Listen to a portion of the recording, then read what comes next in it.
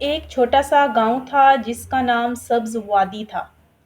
गांव बहुत खूबसूरत था और लोग वहां बहुत खुश रहते थे। एक दिन गांव में एक नया शख्स आया जिसका नाम हामिद था। हामिद के बारे में लोगों को ज़्यादा नहीं मालूम था, मगर वो सब्ज वादी में एक छोटा सा घर बना रहा था। जब हामिद घर बना रहा था, गांव के लोग रोज़ाना उसे देखते थे। वो देख रहे थे कि हामिद किस कदर मेहनत कर रहा था और ज़मीन को हमवार कर रहा था। गांव के बच्चे भी हामिद को देखने आ रहे थे और कभी वो हामिद की मदद कर रहे थे। इसी दौरान हामिद की बिल्ली भी हर जगह घूम रही थी। वो गांव की दूसरी बिल्लियों के साथ खेल रही थी और खुश नज़र आ रही थी। अस्सलामुअलैकुम, welcome to TWH academy.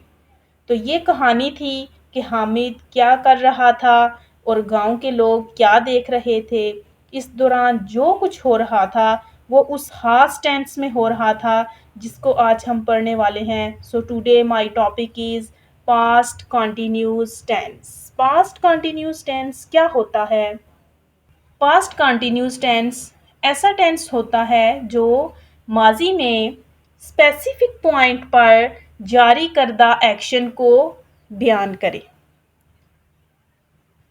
For example, मैं कल इस वक्त सो रही थी, मैं खाना खा रही थी,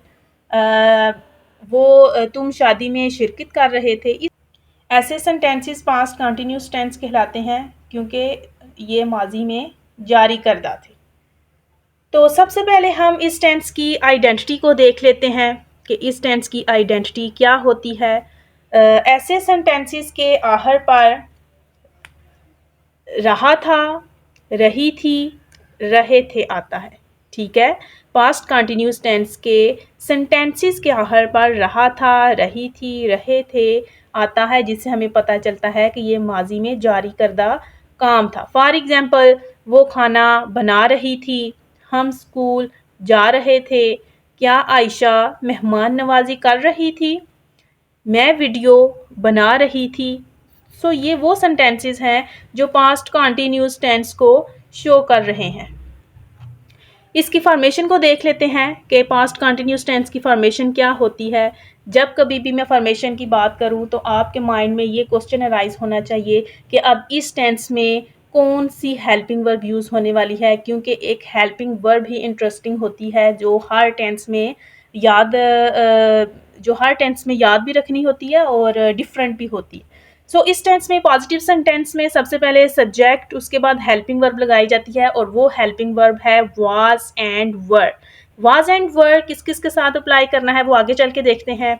हेल्पिंग वर्ब के बाद वर्ब की फर्स्ट फॉर्म आती है, प्लस ING लगाते हैं और साथ में एंड पे ऑब्जेक्ट आ जाता है। नेगेटिव सेंटेंस की बात करें तो स्टार्ट में सब्जेक्ट आता है, हेल्पिंग वर्ब में वाज वर्ब लगाते हैं, हेल्पिंग वर्ब के बाद नॉट लगाया जाता है, उसके बाद वर्ब की फर्स्ट फॉर्म प्लस ING और लास्ट पे ऑब्जेक्ट। इंट्रोगेटिव सेंटेंस की बात करें तो वाज वर्ब जो कि हेल्पिंग वर्ब है उसको स्टार्ट में लिखा जाता है, उसके बाद सब्जेक्ट लगाते हैं, मेन वर्ब की फर्स्ट फॉर्म ING लगाते हैं और ऑब्जेक्ट लगाया जाता है और लास्ट पे क्वेश्चन मार्क आता है। ऑलराइट, अब हम देखते हैं कि वाज और वर का क्या यूज़ है, किस किस के साथ अप्लाई किया जाता है। तो वाज सिंगुलर के साथ लगाया जाता है और वर प्लूरल के साथ। तो वाज ही के साथ वाज आ जाता है, she was, it was, I was, या कोई भी सिंगुलर होगा तो उसके साथ हम वाज लगाएंगे। वर, वी वर, यू वर, दे वर, या कोई भी प्लूरल होगा तो उसके साथ हम वर लगाएंगे। अब हम फर्दर इसकी एग्जाम्पल्स देखते हैं और उसकी हेल्प से हम समझते हैं।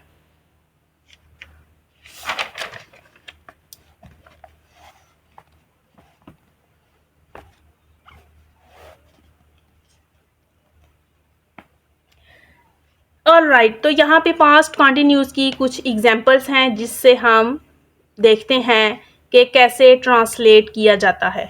तो एक पॉजिटिव सेंटेंस की एग्जाम्पल है, किसान खेतों में काम कर रहे थे। आपको पता है कि एक सेंटेंस बनाने की स्ट्रक्चर क्या होती है, सबसे पहले सब्जेक्ट, उसके बाद वर्ब और उसके बाद ऑब्जेक्ट लगाया जाता है। तो यहाँ पे सब्जेक्ट क्या है, काम करने वाला कौन है, किसान, तो क्या हो जाएगा फार्मर्स।